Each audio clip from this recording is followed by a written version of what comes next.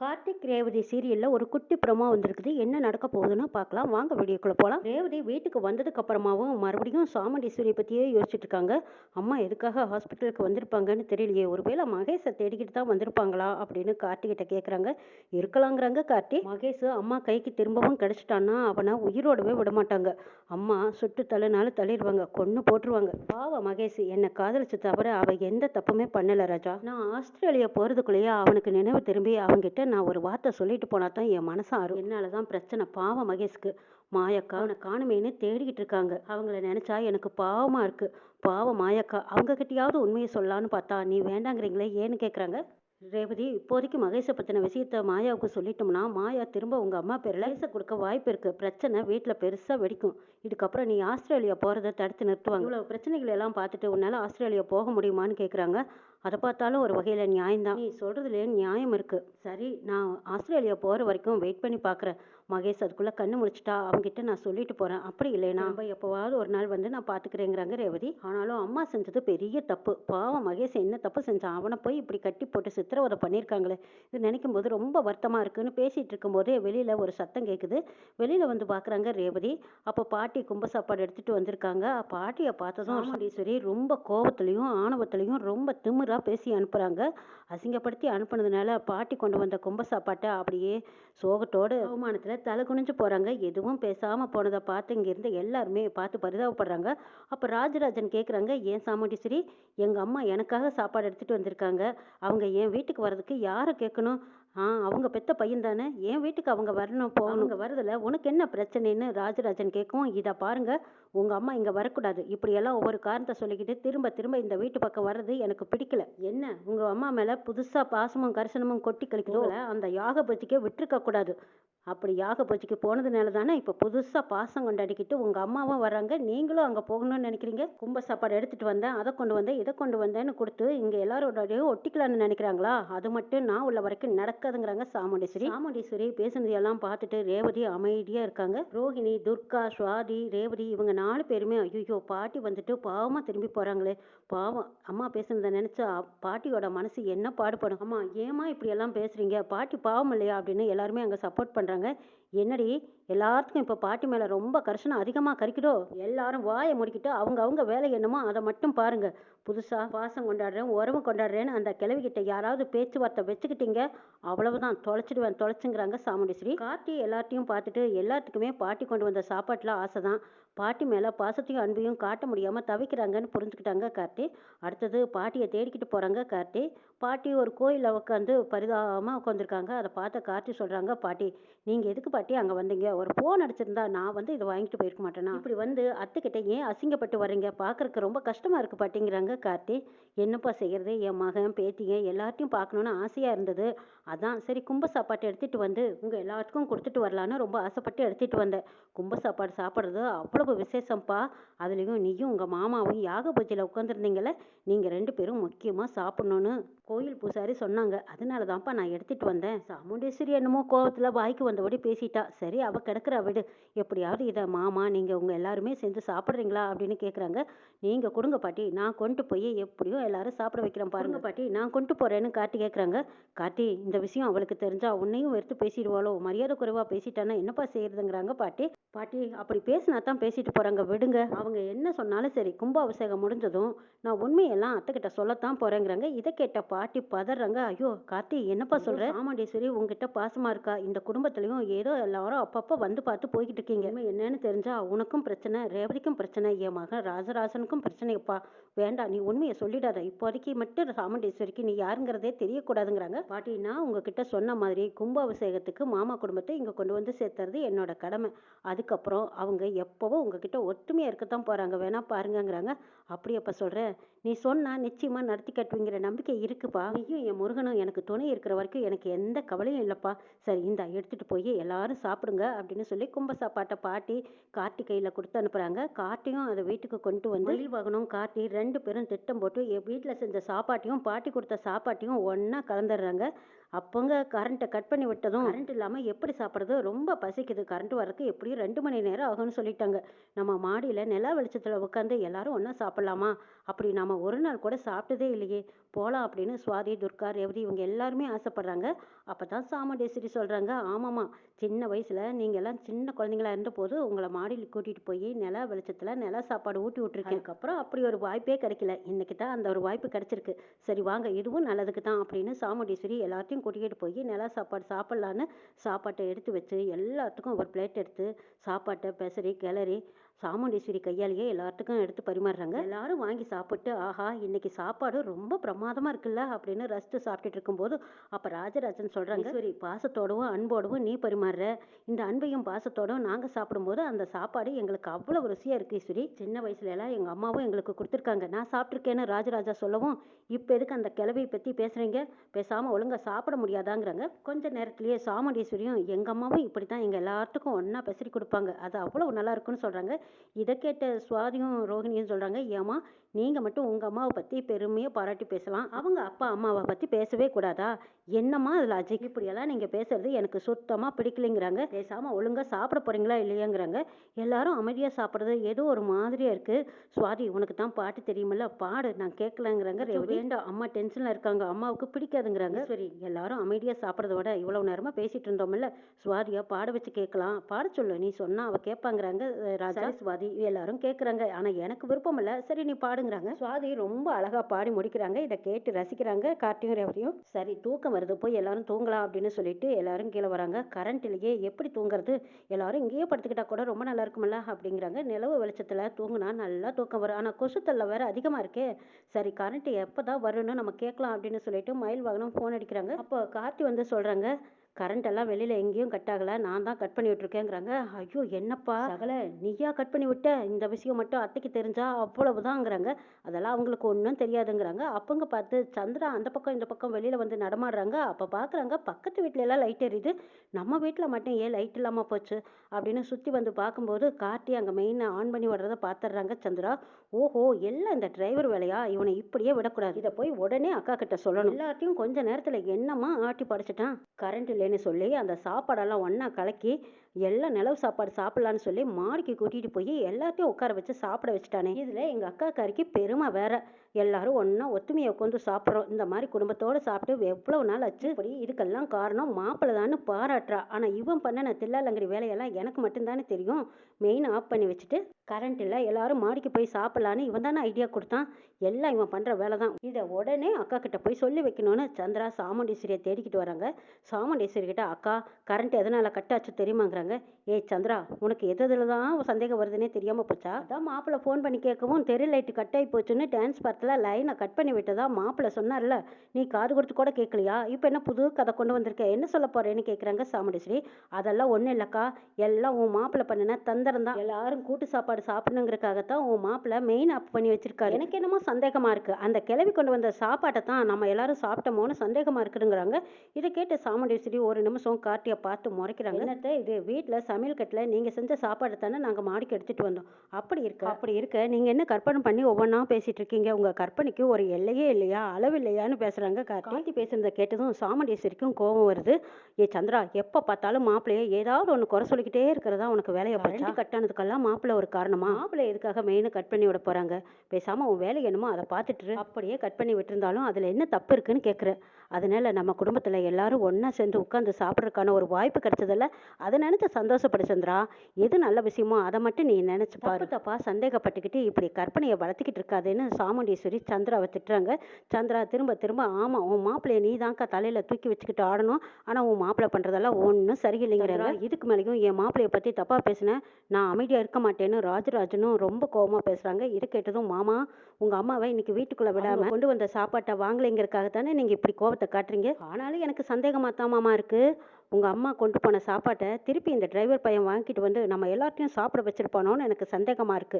இருட்டில் சாப்பிட்டதுனால எனக்கு சரியா தெரியலைங்கிறாங்க சந்திரா. சின்னத்திக்கு மோப்ப சக்தியும் அதிகம், எப்போ பார்த்தாலும் மூக்கு வேத்த மாதிரி சந்தேகப்பட்டுக்கிட்டே இருக்கிற புத்தியும் அதிகமா இருக்குன்னு நினைக்கிறாங்க மயில் வாகனம். கார்த்திக்காக சப்போர்ட் பண்றாங்க. அத்தை, அப்படித்தான் சிலம்பு கரண்ட்டை கட் பண்ணி விட்டுருந்தாலும் அதனால அவங்களுக்கு என்ன லாபம் இருக்கு, உங்களுக்கு தான் என்ன பிரச்சனை அதை சொல்லுங்கன்னு கேட்குறாங்க மயில் வாகனம். சந்திரா பதில் பேச முடியாம அமைதியா நிற்கிறாங்க. ஏ சந்திரா, திரும்ப திரும்ப வீட்டில் இருக்கிற என் மாப்பிள்ளைய பத்தி தப்பு தப்பா பேசினேன், அமைதியா எப்பவும் போல இருக்க மாட்டேன்னு சொல்லி மிரட்டுறாங்க சாமுண்டீஸ்வரி. சரிக்கா, உன் மாப்பிள்ளைய பத்தி ஒரு நாள் இல்லாட்டியும் ஒரு நாள் நான் நிரூபிக்கத்தான் போறேன், அன்னைக்கு நான் சொன்னதெல்லாம் உண்மை அப்படின்னு நீ நம்ப பாரு அது வரைக்கும் நீ கண்மூடித்தனமா, முட்டாள்தனமா நம்பிக்கிட்டு இருக்க. உனக்கு எல்லாருமா சேர்ந்து ஏமாத்திட்டு இருக்காங்க. இத நான் உனக்கு சொன்னா புரியாது. நீ பட்டா தான் தெரிஞ்சுக்குவேன்ட்டு போறாங்க சந்திரா. சந்திரா எப்ப பார்த்தாலும் கார்த்தியவே பேசிட்டு இருக்கிறத நினைச்சு ரேவதி சோகமா வந்து உட்கார்ந்திருக்காங்க. அங்க கார்த்தி வந்து ஏன் ரேவதி சோகமா இருக்கேன்னு கேக்குறாங்க. ராஜா, நீங்க இந்த குடும்பத்துக்காக எவ்வளவு நல்லது செஞ்சிருக்கீங்க. ஆனா சித்தி உங்களை புரிஞ்சுக்காம எப்ப பார்த்தாலும் உங்களை குறை சொல்லிக்கிட்டு தப்பு தப்பாவே நினைச்சிட்டு தப்பா பேசுறாங்க. அவங்க பேசுறது எனக்கு கொஞ்சம் கூட பிடிக்கவே இல்லை. நீங்க செய்யற ஒவ்வொன்றும் இந்த குடும்பத்தோட நல்லதுக்காக தான் செய்யறீங்கன்னு எனக்கு தெரியுது. எங்க அம்மாவுக்கும் புரியுது. ஏதாவது ஒரு வகையில உங்களை குறை சொல்லிக்கிட்டே இருக்கிறது தான் எனக்கு பிடிக்கவே இல்லை. அதை நினைச்சு தான் எனக்கு வருத்தமா இருக்குதுங்கிறாங்க ரேவதி.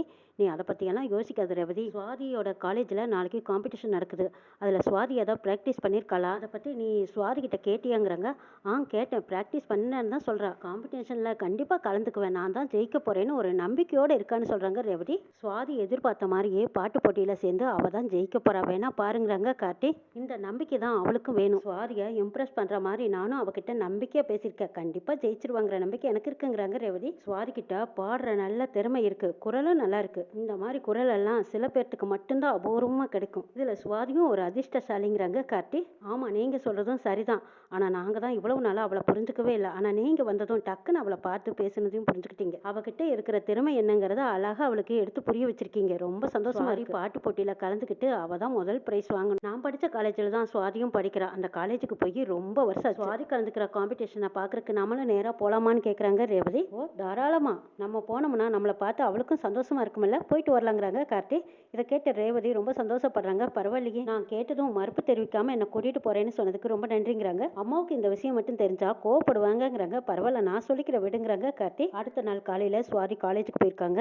ரேவதியும் கார்த்தியும் சுவாதியோட காலேஜை பார்க்க போறாங்க. போனதுமே ரேவதி சொல்றாங்க, இந்த காலேஜில் தான் நான் படித்தேன். இங்கே வந்து எவ்வளவு நாள் ஆச்சு, ரொம்ப ஜாலியாக இருக்கும். இன்னைக்கு என் கூட படித்த ஃப்ரெண்ட்ஸுங்களும் வருவாங்களா இருக்கும், பார்த்து என்ஜாய் பண்ணணுங்கிறாங்க. நம்ம படித்த பள்ளிக்கூடம், காலேஜ், இந்த இடத்துக்கெல்லாம் நம்ம திரும்ப போய் பார்த்தோம்னா அந்த நாட்கள் தான் ஞாபகத்தில் இருக்கும். அந்த பசுமையான நினைவுகள் மீண்டும் வராதான்னு ஒரு ஏக்கமாக இருக்குமில்லைங்கிறாங்க கார்த்தி. ஆமாம், அப்படி தான் இருக்குங்கிறாங்க ரேவதி. ரேவதி கார்த்தி ரெண்டு பேரும் ஒரு பக்கமாக நின்று பேசிட்டு இருக்கும்போது அந்த பக்கமாக சுவாதி போய்கிட்டு இருக்காங்க. சுவாதியை பார்த்து ஒரு 4-5 பசங்க கிண்டல் அடிக்கிறாங்க.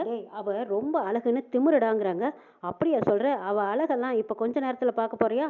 அவ காம்படிஷனில் கலந்துக்கிறாளாமே, கலந்துக்க விடாம நான் என்ன பண்றேன் பாருன்னு சொல்லிட்டு ஒரு ரவுடி கையில ஆசிட்டு வச்சிருக்காங்க. அந்த ஆசிட்டை ஒரு பாட்டில ஊத்தி இந்த ஆசிட்டை அவ முகத்துல வீச போறேன். அவளோட அழகும் காணாம போயிட போகுது, அவ குரலும் தேஞ்சு போயிட போகுது. அவ எப்படி காம்படிஷன்ல கலந்துக்கிட்டு பாட போறான்னு நானும் பாக்குறேன். என் தங்கச்சி கிட்ட ரொம்ப திமிரா நடந்துக்கிட்டா, அவளை நான் சும்மா விட போறதில்ல. இப்ப என்ன நடக்குதுன்னு பாருங்கடான்னு சொல்லிட்டு அந்த பையன் ஆசிட் பாட்டில எடுத்துக்கிட்டு அந்த பையன் சுவாதியை நோக்கி போறாங்க. இதை பார்த்துக்கிட்டு இருந்த கார்த்தி போனதும் அந்த ரவுடியை அடிச்சு தும்சம் பண்றாங்க. யார் மேலோட ஆசிட்டியை ஊத்து பார்க்குற? காலேஜுக்கு படிக்க வந்தீங்களா இல்லை இந்த மாதிரி ரவுடித்தனம் பண்ண வந்தீங்களான்னு சொல்லி அடிச்சு தும்சம் பண்றாங்க. அந்த ரவுடியும் விடுவேனான்னு கார்த்தியை போட்டு அடிக்கிறாங்க. அந்த ரவுடிக்கு பதிலாக இன்னும் 4-5 பசங்க சேர்ந்துக்கிட்டு கார்த்தியை அடிக்க வராங்க. கார்த்தி 4-5 பேர்த்தையும் அடிச்சு வீசி எறிகிறாங்க. அடிக்க முடியாத அளவுக்கு ஐயோ அம்மானு ஓரமாக கிடக்குறாங்க. அவங்களையெல்லாம் பார்த்து மற்ற பசங்கள்லாம் ஓடி வந்து, அப்பாடா, இவனுங்களை அடக்கிறதுக்கு ஆளே இல்லாமல் இருந்துச்சு. பரவாயில்ல சார், நீங்கள் வந்ததுக்கு அப்புறமாவது இவனுங்களோட திமிர் அடங்கட்டும். காலேஜுக்கு படிக்க வர பொண்ணுங்களையெல்லாம் என்னம்மா கலாட்டா பண்ணுறானுங்க. அது மட்டுமா, என்னைக்கும் மறக்க முடியாத அளவுக்கு அவமானப்படுத்துறேன், அசிங்கப்படுத்துறேன்னு சொல்லி அசிங்கமாக பேசிக்கிட்டே நிற்பானுங்க. பொண்ணுங்கள்லாம் பாவம் சார், இவனுங்க பேசுறதையெல்லாம் சகிச்சுக்கிட்டு தான் காலேஜுக்கு வராங்க. யார் சொல்லியும் இவனுக்கு கேட்குற மாதிரி தெரியல. என்னைக்காவது திருந்துவானுங்களான்னு பார்க்கலாம். நல்லா அடியும் மிதியும் வாங்கியிருக்கானுங்க. நிச்சயமாக ஒரு 10 நாளைக்கு எழுந்திருக்க மாட்டானுங்க. இதுக்கப்புறமாவும் இந்த காலேஜில் திமிரு பண்ண மாட்டானுங்கன்னு நாங்கள் நம்புகிறோம். எங்கள் காலேஜ் பொண்ணுங்களுக்காக நீங்கள் சப்போர்ட் பண்ணி அவனுக்கிட்ட ஃபைட் பண்ணதுக்கு எங்களுக்கு ரொம்ப சந்தோஷமாக இருக்குது சார். எங்கள் காலேஜில் யாருனாலையும் இவனுங்களை அடக்க முடியல. ஆனால் நீங்கள் வந்த ஒரே மணி நேரத்தில் உங்களோட திமிரையும் கொட்டத்தையும் அடக்கிட்டீங்க சாருங்கன்னு அந்த காலேஜ் பசங்க எல்லாருமே கார்த்தியை பாராட்டுறாங்க. பொண்ணுங்களும் ஓடி வந்து, அண்ணா ரொம்ப நன்றிண்ணா, இவனுங்கனால நான் ரொம்ப அசிங்கப்பட்டிருக்கேன் அப்படின்னு ஒவ்வொருத்தரும் அவங்களுடைய அனுபவங்களை சொல்கிறாங்க. இதை கேட்ட கார்த்தி, பரவாயில்லம்மா, இனிமேல் இவனுங்கெல்லாம் இந்த மாதிரி வாழாட்ட மாட்டாங்க. அதிகம் மீறி ஏதாவது பேசினானுங்கன்னா உடனே என்னை கூப்பிடுங்க, நான் வந்து நிற்கிறேன்னு சொல்கிறாங்க கார்த்தி. பொண்ணுங்க எல்லாருமே ரொம்ப நன்றிண்ணா அப்படின்னு சொல்லி கை கொடுக்குறாங்க. இதையெல்லாம் பார்த்துக்கிட்டு இருந்த ரேவதிக்கு ரொம்ப பெருமையாக இருக்குது. அடே அப்பா, இவ்வளவு நல்லா ஃபைட் பண்ணுவீங்களா? நீங்கள் சண்டை போட்டதை பார்க்கும்போது எனக்கு ரொம்ப பெருமையாக இருந்துச்சு. அவனுங்க பாருங்களேன், உங்களை சண்டை போட்டதுன்னு உங்கள் ஷர்ட் கிழிஞ்சிருச்சு. ஃபங்க்ஷனுக்கு கிழிஞ்ச ஷர்ட்டோட போனால் அவ்வளோவா நல்லா இருக்காது. நான் இப்போவே போய் காலேஜில் இருக்கிற ஒரு ட்ரெஸ் கடையில் உங்களுக்கு ஏற்ற மாதிரி ஒரு நல்ல கலரில் ஷர்ட் எடுத்துகிட்டு வரேன்னு சொல்லிட்டு ரேவதி அங்கேருந்து ஒருவருன்னு போகிறாங்க. ஒரு கடைக்குள்ள போனதுமே ரேவதி கார்த்திக்காக நிறைய ஷர்ட்டை கலைச்சி எடுக்கிறாங்க. அதில் ஒரு கலரு ரேவதிக்கு பிடிச்ச மாதிரி எல்லாத்துக்கும் பிடிச்ச மாதிரியே சூப்பரான கலரை செலக்ட் பண்ணிட்டு வராங்க. இந்த ஷர்ட் தான் அவருக்கு போட்டால் ரொம்ப எடுப்பாகவும் அழகாகவும் இருக்கும். சரி இதை கொடுக்கலாம் அப்படின்னு சொல்லி ரேவதி ரொம்ப ஆசாசியாக அந்த ஷர்ட்டை எடுத்துகிட்டு வந்ததும் கார்த்திகிட்ட கொடுக்குறாங்க. அந்த ஷர்ட்டை கழட்டிருங்கிறாங்க. பரவாயில்ல விடுங்க, லேசாத்தானே கிழிஞ்சிருக்குங்கிறாங்க கார்த்தி. ஐயோ அப்படி இல்லை, சுவாதி காம்படிஷனில் கலந்துக்கிறா. அவள் பரிசு வாங்கும்போது நாமளும் முன்னாடி போய் நின்று பார்க்கணும் இல்லையா? பெரிய பெரிய விஐபிங்கெல்லாம் வந்திருக்காங்க. அவங்க முன்னாடி இப்படி கிழிஞ்ச ஷர்ட்டோட போய் நின்னா நல்லா இருக்காது இல்லையா? இந்தாங்க இந்த ஷர்ட்டை போட்டுக்கோங்க, ரொம்ப சூப்பராக இருக்குங்கிறாங்க. ரேவதி கொடுத்த ஷர்ட்டை வாங்கி பார்த்தா கார்த்திக்கு பிடிச்சிருக்கு. சரி கொடு வாங்கிக்கிறேன் அப்படின்னு சொல்லி அதை வாங்கி உடனே மாற்றிக்கிட்டு வராங்க. போட்டுக்கிட்டு வர ஷர்ட்டை பார்த்ததும் ரேவதிக்கு சந்தோஷமாக இருக்குது. மனசுலையும் தண்ணியும் அறியாமல் ஒரு காதல் மலர்ந்துருக்கு. அது ரேவதினால அதை எப்படி சொல்கிறது வெளிப்படுத்துறதுன்னு தெரியாமல் கார்த்தியை பார்த்து சிரிக்கிறாங்க. கார்த்தி ரேவதி கிட்ட நல்லா இருக்கான்னு கேட்குறாங்க. ரொம்ப சூப்பராக இருக்குங்கிறாங்க ரேவதி. சுவாதி காலேஜில் ஃபங்க்ஷன் வச்சுருக்காங்க. அதில் சுவாதியும் பாடுறாங்க. அவங்களுக்கு பின்னாடி சில பேர் பாடியிருக்காங்க. அப்பவும் சுவாதி தான் ஃபர்ஸ்ட் ப்ரைஸ் வாங்குறாங்க. அதை பார்த்த கார்த்தி ரேவதி ரெண்டு பேரும் சந்தோஷப்படுறாங்க. சுவாதி ப்ரைஸை வாங்கினதும் ஓடி வந்ததும் கார்த்திகிட்ட ரொம்ப நன்றி மாமா, உங்களால தான் எனக்கு இந்த ப்ரைஸ் கிடைச்சிருக்குங்கிறாங்க. சுவாதி உன்னை இந்த அளவுக்கு படிக்க வச்ச அப்பா அம்மாவுக்கு தான் நீ முதல் நன்றி சொல்லணும். இந்த பரிசை கொண்டு போய் உங்கள் அம்மா கிட்ட காட்டு, உங்கள் அம்மா ரொம்ப பெருமையாக நினைப்பாங்கங்கிறாங்க. அச்சோ அம்மா கிட்டியா? அம்மா கண்டிப்பாக இதை தூக்கி வீசினாலும் வீசிடுவாங்க. அவங்களுக்கு பிடிக்காத செய்ய நான் செஞ்சுருக்கேன். ஏதோ நீங்கள் சொன்னதுக்காக அம்மா சாரின்னு சொல்லியிருக்காங்க. ஆனால் நிச்சயமாக அம்மாவுக்கு இதில் எல்லாம் விருப்பமே இருக்காது மாமாங்கிறாங்க சுவாதி. ஆமாம் எங்கள் அம்மாவோட கோபம் தான் உங்களுக்குன்னு தெரியுமல்ல, அம்மா கிட்ட நம்ம காட்டிக்க வேண்டாங்கிறாங்க ரேவதி. மறைக்க வேண்டிய அவசியம் இல்லை, இத்தனை பேர் உன்னை பாராட்டி இருக்காங்க. அந்த பாராட்டில் ஒரு சிறு துளியாவது உங்கள் அம்மாவுக்கு மேலே பாசத்தோட பாராட்ட மனசு வராமையாக போயிடும். நீ உண்மையாக கண்டிப்பாக போய் சொல்லியே ஆகணும். உங்கள் அம்மா கிட்ட நீ மேடை ஏறி பாடின பாட்டையும் போட்டு காட்டு. உன்னை பாராட்டி பரிசு கொடுத்தவங்களை பற்றியும் நீ எடுத்து சொல்லு. உங்கள் அம்மா கண்டிப்பாக புரிஞ்சுக்குவாங்கன்னு சொல்கிறாங்க கார்த்தி. சரி மாமா, என்னோட திறமைக்கு கிடைச்ச வெற்றி, இதை ஏன் நான் மறைக்கணும்? எங்கள் அம்மா கிட்ட நான் சொல்கிறேங்கிறாங்க சுவாதி. இப்படி தான் இருக்கணும். எப்போவுமே நம்ம உண்மையை மறைக்கணுங்கிற அவசியம் இல்லை. அதுலேயும் நம்ம திறமையை வெளிக்காட்டுமே தவிர மூடி மறைக்க வேண்டிய அவசியம் இல்லை. அது புதையல் குழியில் புதைஞ்சா யாருக்கும் பிரயோஜனம் இல்லாமல் போயிடும். நம்ம திறமையை வெளிக்கொண்டு வந்தால் பலருக்கும் அதை உபயோகப்படும்னு கார்த்தி எடுத்து சொல்கிறாங்க. இதை கேட்ட சுவாதி நீங்கள் சொல்கிறது தான் கரெக்டுங்கிறாங்க. இதை கேட்டுக்கிட்டு இருந்த ரேவதி கார்த்திகிட்ட சொல்கிறாங்க. ஆமாம் நான் ஆஸ்திரேலியா போகிறத பற்றி நீங்கள் என்ன நினைக்கிறீங்க? அதை பற்றி நீங்கள் எதுவுமே சொல்லலையே. நான் கேட்டதுக்கு போயிட்டு வான்னு சொன்னீங்க. அப்போ நான் போகட்டுமா அப்படின்னு ரேவதி கேட்கும். ரேவதி நான் தான் உனக்கு அன்னைக்கே சொல்லிட்டேன், உனக்கு ஃபுல் சப்போர்ட் பண்ணுறேன், நீ போயிட்டு வா. உன்னோட படிப்பை பாதியில் விட வேண்டாம், கண்டினியூ பண்ணு. உன்னோட திறமைக்கு கிடைக்கிற வேலை எதுவோ அதை நீ பாரு. உனக்கு பார்க்கணும்னு தோணுச்சுன்னா நீ திரும்ப எப்போ வேணாலும் இந்தியா வரலாம், எங்களை எல்லாத்தையும் பார்க்கலாம், திரும்ப போகலாம். ஆஸ்திரேலியா போகிறதுல உனக்கு எந்த ஆட்சேபனையும் இல்லைன்னா நீ தாராளமாக போகலாம். அப்பா அம்மாவை விட்டு 5 வருஷம் பிரிஞ்சிருக்கணும், அதுக்கு மட்டும் நீ மனசை உறுதியாக திடப்படுத்திக்கணுங்கிறாங்க கார்த்தி. ஆமாம்மா, என் அப்பா அம்மா தங்கச்சி அக்கா இவங்களை எல்லாம் விட்டு பிரியறதை நினைக்கும் போது எனக்கு ரொம்ப கஷ்டமாக இருக்குது. இதில் பாட்டியும் மேலே பாசமாக இருக்காங்க, அவங்ககிட்டையும் சொல்ல முடியாமல் தவிக்கிறேன். இதில் உங்கள் அம்மாவும் என் மேலே ரொம்ப பாசமாக அன்பா பிரியமாக இருக்காங்க. அவங்க பாத்தியாக காவடி எடுத்து பழனி பாத யாத்திரை போயிருக்காங்க. அவங்ககிட்டயும் உண்மையை சொல்ல முடியாமல் நான் தவிக்கிறேன். உங்கள் அம்மா கிட்டையாவது உண்மையை சொல்லிடலாமான்னு நினச்சேன். ஆனால் நம்ம 2 பேரும் சந்தோஷமாக இருக்கணுங்கிறக்காக எப்படி ஒரு கடுமையான விரதத்தை எடுத்திருக்காங்க. அவங்களை எல்லாத்தையும் நான் ஏமாத்தணும்னு என் மனசுக்குள்ள ஒரு ஓரமாக உறுத்தலாக இருக்குது, வருத்தமாகவும் இருக்குது. நான் சொல்லட்டுமா வேண்டாமாங்கிறாங்க ரேவதி. இதை பற்றி நீ யாருக்கிட்டையும் சொல்ல வேண்டாம். அப்படி ஒரு வார்த்தை நீ யார்கிட்டயாவது சொன்னினாலும் 5 வருஷம் பிரிஞ்சிருக்கிறத யாருனாலையுமே தாங்கிக்க முடியாது. நீ போக வேண்டான்னு தான் எல்லாரும் தடுப்பாங்களே தவிர போயிட்டு வான்னு யாரும் சொல்ல மாட்டாங்க. நான் வீட்டில் எல்லாத்துக்கிட்டையும் பேசிக்கிறேன், நீ தாராளமாக போயிட்டு வாங்குறாங்க கார்த்தி. ராஜா உங்களோட நல்ல மனசு எனக்கு புரியுது. எங்கள் குடும்பம் நல்லா இருக்கணுங்கிறக்காக எவ்வளவோ ரிஸ்க் எடுக்கிறீங்க, எத்தனையோ கஷ்டங்களை எல்லாம் கடந்து வந்து காப்பாற்றி விடுறீங்க. எங்கள் அம்மாவுக்கும் எங்கள் குடும்பத்துக்கும் எவ்வளோ சப்போர்ட் வந்திருக்கீங்க. ஏன் இப்போ கூட சுவாதிக்காக சப்போர்ட் வந்திருக்கீங்க. ரோஹிணிக்கு கத்தி குத்துப்பட்டு ஆப்ரேஷன் பண்ணும்போது ரத்தம் இல்லைன்னதும் உடனே எங்கள் பாட்டியை நீங்கள் கூட்டிகிட்டு வந்து எங்கள் அம்மாவுக்கும் தெரியாமல் ரத்தம் கொடுத்து எங்கள் ரோஹிணியை காப்பாற்றிருக்கீங்க. எங்கள் அப்பாவோட ஆசையும் நீங்கள் நிறைவேற்றிருக்கீங்க. எங்கள் பாட்டியோட ஆசையும் கும்பாபிஷேகத்தையும் கூடிய சீக்கிரம் நிறைவேற்ற போகிறீங்க. இப்படி ஒவ்வொருத்தருக்கா என்னெல்லாம் தேவைன்னு பார்த்து பார்த்து செய்றீங்க. இப்போ நான் ஆஸ்திரேலியா போகிறதுக்கும் கூட உங்களோட சப்போர்ட் இருக்கிறதுனால தான் நானும் ஆஸ்திரேலியா போகிறேன். கண்டிப்பாக உங்கள் சப்போர்ட் மட்டும் எனக்கு இல்லாமல் இருந்திருந்தா, இந்த விஷயம் எங்கள் அம்மாவுக்கு தெரிஞ்சிருந்தா நிச்சயமாக என்னை கொன்று போட்டுருப்பாங்க. அம்மா கிட்ட சொல்லிடாதீங்கன்னு நான் கேட்டுக்கிறதுனால எங்கள் அம்மா கிட்ட இது வரைக்கும் நீங்கள் சொல்லாமல் இருக்கீங்க. மகேஷ் கூட உயிருக்கு போராடிட்டு இருக்கும்போது மகேஷையும் காப்பாற்றினது நீங்கள் தான். அவன் செத்துட்டு போறான்னு அவன் பேரில் எந்த கோபமும் வச்சுக்காம எனக்காக நீங்கள் அவனை காப்பாற்றினீங்க. கூட உங்களை எத்தனை தடவை சந்தேகப்பட்டு கேட்டிருக்கேன், மகேஷை நீங்கள் தான் கடத்தி வச்சிருக்கீங்கன்னு தப்பாக புரிஞ்சுக்கிட்டு மனசு நோக பேசியிருக்கேன். அது எல்லாத்தையும் மனசுல வச்சுக்காம மகேஷையும் காப்பாத்தி என்னையும் ஆஸ்திரேலியா அனுப்ப தயாரா இருக்கீங்க. இப்ப என் தங்கச்சி சுவாதி காம்படிஷன்ல கலந்து ஜெயிச்சு பாடி வந்திருக்கான்னா அதுக்கு காரணமா நீங்க தான். குடும்பத்துக்காக இவ்வளவு நல்லது செஞ்சுட்டு இருக்கிற உங்களை நான் தப்பா புரிஞ்சுக்கிட்டேன். நான் ஆஸ்திரேலியா போறதுக்கு முன்னாடி நான் உங்ககிட்ட மன்னிப்பு கேட்கணும். நீங்க என்ன மன்னிச்சு மனசார என்ன அனுப்பி வைக்கணுங்கிறாங்க. நீ ஆஸ்திரேலியா போறதுல எனக்கு எந்த அச்சப்படியும் கிடையாது. நீ தாராளமா நல்லபடியா போயிட்டு வரலாம். உனக்கு சப்போர்ட்டா இருக்கேங்கிறாங்க கார்த்தி. என்ன ஒரு வருத்தம், கும்பாபிஷேகத்தை பார்க்க முடியலையேங்கிற வருத்தம் தான் என் மனசுல இருக்குங்கிறாங்க. நீ அந்த கும்பாபிஷேகத்தை பார்த்துட்டு கூட லேட்டா போலாமேங்கிறாங்க. விசா கிடைச்சிருக்கிற தேதியில நான் புறப்பட்டு போயே ஆகணும். அங்க அப்பாயின்மெண்ட் ஆர்டர்ல நான் என்ன தேதியும் என்ன நேரத்தையும் போட்டிருக்கேனோ அந்த நேரத்துல நான் போய் வேலையில ஜாயின் ஆகணும். எனக்காக இவ்வளவு ஹெல்ப் பண்ண உனக்கு நான் என்ன கைமாறு செய்ய போறேன்னு எனக்கு தெரியலைங்கிறாங்க ரேவதி. ரேவதி அதெல்லாம் ஒண்ணு வேண்டாம். நீ நல்லபடியா போயிட்டு உன் படிப்பை கவனமா வேலையிலயும் கவனம் செலுத்து. குடும்பத்துல இருக்கிறவங்கள பார்க்கணும்னு ஆசைப்பட்டா முடிஞ்ச வரைக்கும் லீவு கேட்டுட்டு திரும்பி வந்து பார்த்துட்டு போகலாம். ஆஸ்திரேலியா போனதும் உங்க அம்மாவுக்கு கண்டிப்பா இந்த தகவலை என்னை சொல்லிடணுங்கிறாங்க. என்ன சொன்னா இந்த விஷயத்த கேட்டதும் அம்மா கோவப்படுவாங்க.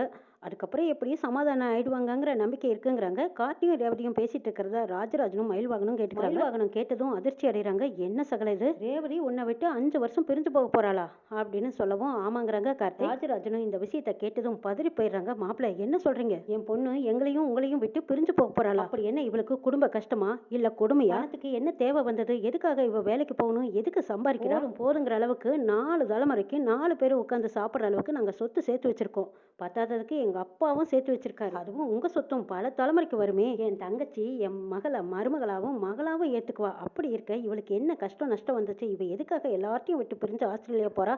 வேண்டான்னு தடுத்து நிறுத்தியே ஆகணும்னு ராஜராஜன் சொல்றாங்க. கார்த்தி ரேவதிக்காக ரொம்பவே சப்போர்ட் பண்றாங்க. இதை பார்த்த ராஜராஜன் என்ன மாப்பிள்ள குடும்பத்துக்காக இவ்வளவு நல்லது செஞ்சீங்க. இப்ப ரேவதியை புரிஞ்சுக்கிட்டு இப்ப அவளை அனுப்பி வைக்கிறேன்னு வேற சொல்றீங்க. ரேவதி கூட நீங்களும் ரேவதியும் சந்தோஷமா வாழ்றத நாங்க கண்குளிர பார்க்கணும்னு ஆசைப்பட்டோம். அது நடக்காது போல இருக்கேன்னு கண்கலங்கி நிக்கிறாங்க ராஜராஜன். மாமா ரேவதியோட மனசு மாறும், நீங்க கவலைப்படாதீங்கன்னு கார்த்தி சொல்றாங்க. ரேவதி அப்பா கிட்ட வந்து அப்பா அம்மா செஞ்சது மட்டும் சரியா? அம்மா செய்யறதெல்லாம் எனக்கு ஒரு துளி கூட பிடிக்கவே இல்லை. கொஞ்ச நாள் அம்மாவை விட்டு விலகி இருந்தா என் மனசுக்கு ஆறுதல் கிடைக்குங்கிறதுக்காகத்தான் நான் இப்படி ஒரு முடிவு எடுத்தேன்னு சொல்றாங்க. இதை கேட்ட ராஜராஜன் ரேவதி மேல கோவமா இருக்காங்க. என்ன நடக்குதுன்னு நாளை பார்க்கலாம்.